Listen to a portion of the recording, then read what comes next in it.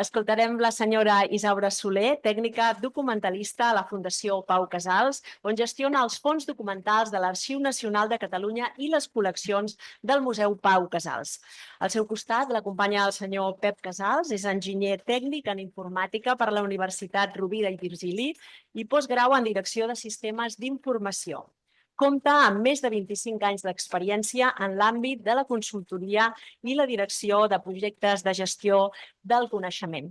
D'acord amb la seva experiència, ens parlaran del Fons Pau Casals, present i futur d'un llegat. Quan vulguin. Bon dia, moltes gràcies. La nostra presentació no sé si es pot posar en pantalla. No? Anem agraint al comitè per haver acceptat la nostra proposta de comunicació al projecte. Us parlarem d'això, del Fons Pau Casals, del llegat que custodia la Fundació Pau Casals, present i futur d'un llegat.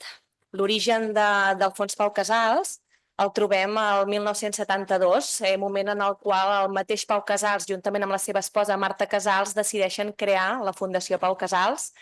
i convertir amb l'objectiu de convertir la Casa de Sant Salvador en museu i cedir tot el seu patrimoni i el seu fons documental a la Fundació per a la seva conservació i preservació. Aquest fons s'amplia el 1976, quan la senyora Marta Casals dona a la Fundació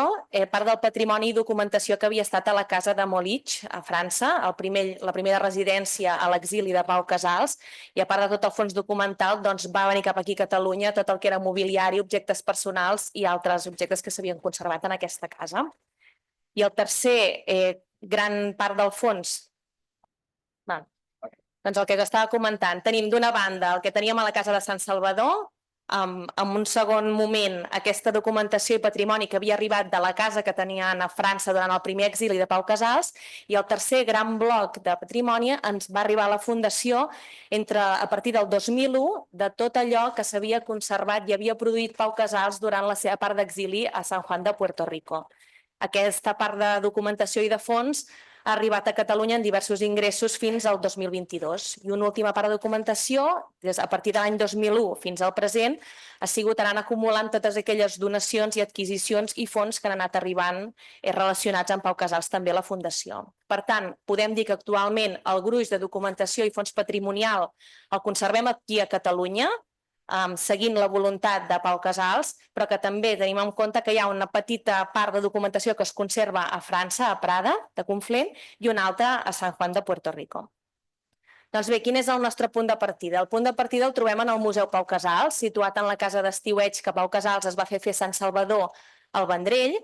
i que just es va obrir al públic, podríem dir, 2 anys després que es creés la Fundació, el 1974, es van obrir primer 2 saletes, després del 76 s'obre ja com a casa museu, una casa museu que estava sense tocar, podríem dir, i només s'havia habilitat la part de pinacoteca amb una part de la col·lecció d'art, i no serà fins l'any 1996 que es decideix tancar el museu per fer la primera gran renovació museogràfica. És en aquest moment quan s'inventaria tota la col·lecció, es fa un esforç de documentació gran, i és en el moment també que es decideix que tot el fons documental que fins a aquell moment havia estat conservada a la casa de Sant Salvador, per qüestions de conservació, perquè estem parlant d'una casa que està situada just davant del mar, és a dir, amb tot el que això comporta a nivell de conservació material d'aquesta documentació, doncs es decideix dipositar-la a l'Arxiu Nacional de Catalunya, que és on es troba actualment, tot i ser propietat de la Fundació. Per tant, a la casa de Sant Salvador es va quedar només tot el que avui seria la col·lecció del Museu Pau Casals, és a dir, tot el fons d'art,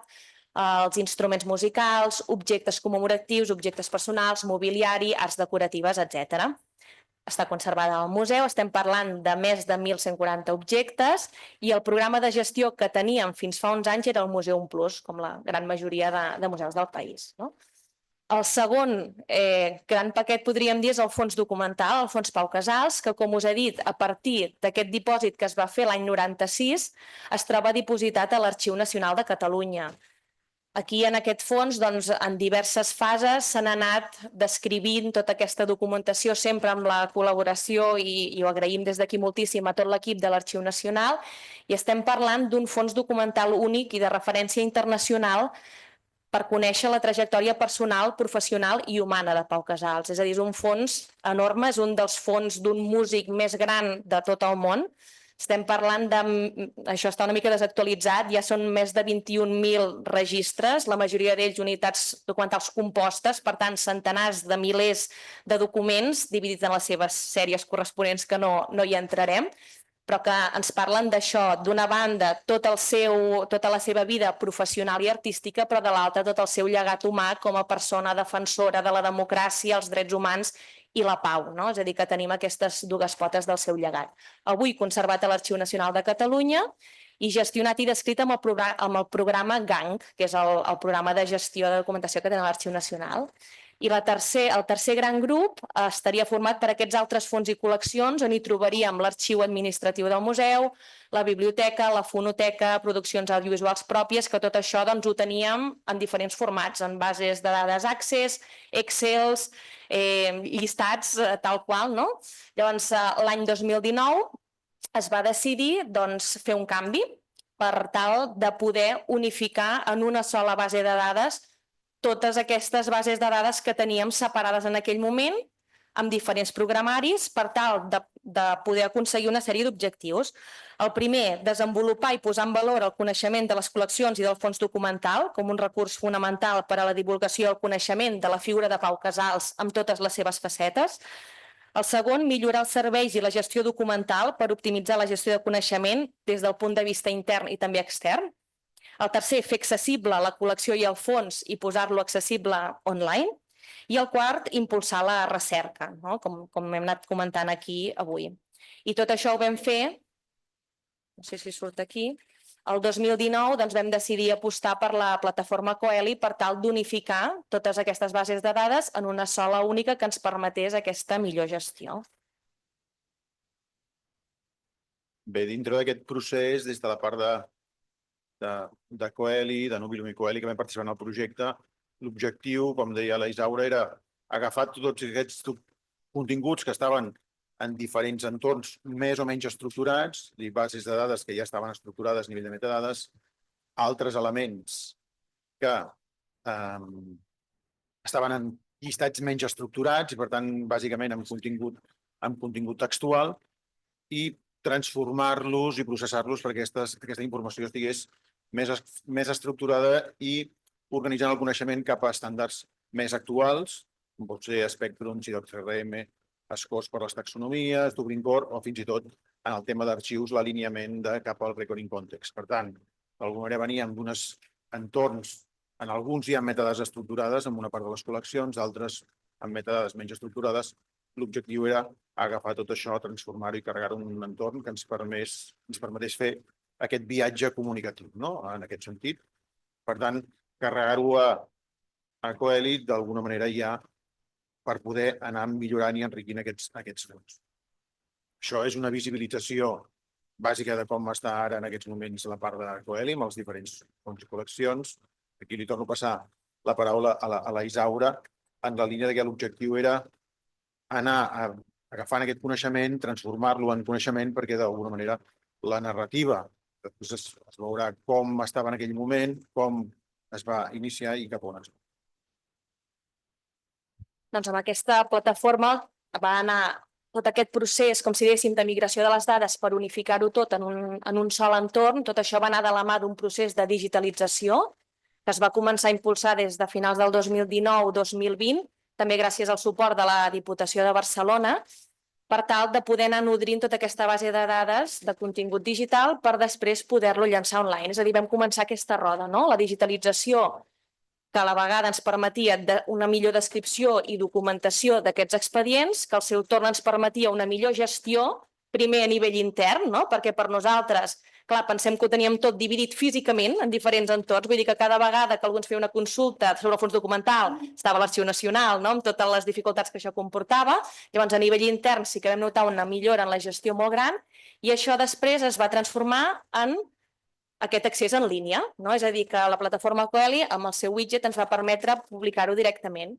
En un primer moment ho vam llançar d'aquesta manera que veieu aquí, és a dir, d'una forma molt clàssica, mantenint com aquests calaixets, la part de col·lecció de museu, on està dividit d'això objecte d'art, objectes personals, commemoratius, etc. I l'altra part el fons documental, no? Seguint una miqueta les divisions com ho tenen també a l'Arxiu Nacional, amb les sèries que teníem, fons textual, imatges, audiovisual i fons gràfic. El nostre objectiu però és treballar perquè aconseguir que aquesta roda només de 4 punts doncs es converteixi en aquesta, és a dir, que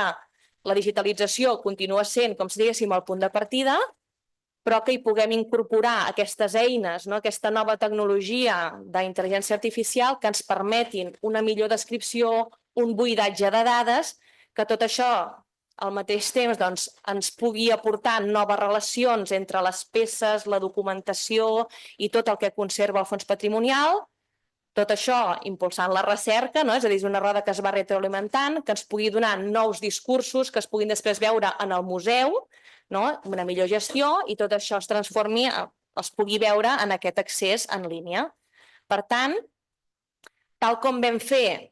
l'any 2019 amb el museu, perquè, tal com us he comentat, va ser l'any 96 que es va tancar el museu per fer una primera renovació museogràfica amb el museu que es va inaugurar el 2001, un museu, es va fer un esforç molt gran en aquell moment, es va registrar com a museu el 2002, i era un museu bàsicament biogràfic, molt cronològic, i el que s'ha fet ara és, el 2019 es va tornar a tancar el museu, amb la pandèmia pel mig, per tal de fer una renovació conceptual i també una rehabilitació de l'edifici. I què ha suposat això? Doncs la renovació conceptual s'ha canviat d'aquest museu més clàssic, més històric, cronològic, i s'ha passat a tenir un discurs més conceptual per entendre la figura de Pau Casals amb totes les seves facetes. Aquestes facetes en la seva activitat professional d'intèrpret, director, mestre, compositor, i també l'altre vessant de Pau Casals humanista com a defensor de drets humans, democràcia i pau. Doncs aquesta visió més integral per explicar la complexitat del personatge amb totes les seves vessants és el que volem fer amb tot el fons patrimonial. És a dir, no entendre'l tant com amb aquests calaixets, com entenem ara, la col·lecció per un cantó, el fons documental per l'altre, sinó d'entendre-ho com un sol fons patrimonial únic, un univers Pau Casals que ens ho permeti relacionar tot, perquè no podem entendre el personatge sense la seva correspondència, les seves partitures, els enregistraments, els instruments, la col·lecció, els seus objectes personals, és a dir, que és un tot. Per tant, el que volem aconseguir és tenir un entorn que ens permeti fer cerques en tot el fons global, que si nosaltres posem Nacions Unides 1971, ens surti el vídeo d'Aima Catalan, l'enregistrament del concert d'aquell dia, tot l'expedient documental de la visita, les fotografies, la medalla que tenim exposada al museu, és a dir, que s'entengui aquest fons com una cosa integral. I només per acabar, de cara a projectes de futur, l'any 2026, aquí s'ha parlat de Gaudí, i serà l'any Gaudí, ja ho sabem tots, però també serà l'any Pau Casals, celebrarem el 150è aniversari del seu naixement i estem treballant en projectes futurs també amb Coeli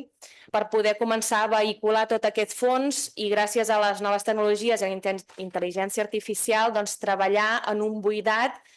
de documentació i materials que ens permeti crear un mapa relacional de tota l'activitat professional i no només parlar, que sempre parlem, de centenars de programes, centenars de retalls de premsa, centenars de concerts, sinó poder-ho posar sobre la taula, aconseguir teixir totes aquestes relacions i fer-ho públic, que és el que ens interessa. És a dir, que moltes gràcies per la vostra atenció.